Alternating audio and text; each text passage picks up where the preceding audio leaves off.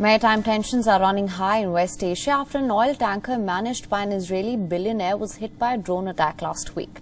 The ship was attacked off the coast of Oman with 2 members on board, a Briton and a Romanian killed. This is the latest in the series of attacks in that region. While it is still not determined who attacked it, all guns are pointed towards Iran. As of today, Israel, the United States and United Kingdom have accused Iran of carrying out the attack. The United Kingdom and Iran have even summoned each other's diplomats over what London calls an unlawful incident. On Monday, British Prime Minister Boris Johnson said that Iran should face consequences of what they have done. I think that Iran should face up to the consequences of what they've done, accept that the attribution that the Foreign Secretary has made. This was clearly an unacceptable and outrageous attack on commercial shipping. A UK national died. It is absolutely vital that Iran and every other country respects the freedoms of navigation around the world, and the UK will continue to insist on that.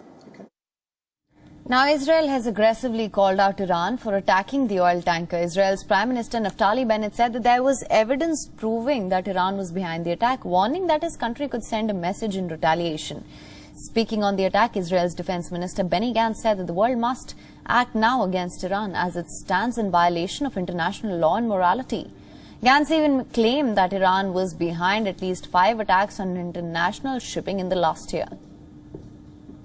ישראל מחזיקה במגוון כלים ואפשרויות בכדי להגן על אזרחיה, ואנחנו נבוא חשבון עם כל מי שמבקש לפגוע בנו בזמן, במקום ובדרכים שמשרתות אותנו ואת ביטחוננו. ישראלי. העולם כולו שרואה את תוצאות התוקפנות של איראן חייב לפעול, ובכל הסכם ככל שיהיה כזה, עם איראן חייב להתבסס גם על הסרת האיום שלה על המרחב. Israel is also pressing for international action against Iran over the attack. In a series of tweets, Foreign Minister Yair Lapid said that he has instructed the embassies in Washington, London and the UN to work with their interlocutors in the administration and the relevant delegations at the UN headquarters in New York. The United States as well has come out in support of its long-standing ally. Speaking to the Press, Secretary of State Antony Blinken said that he was confident that Iran had carried out the attack. I want to condemn again the attack on Friday against the commercial ship the Mercer Street, which was peacefully transiting through the North Arabian Sea in international waters when it was targeted by a drone laden with explosives, killing 2 people. We've conducted a thorough review, and we're confident that Iran carried out this attack.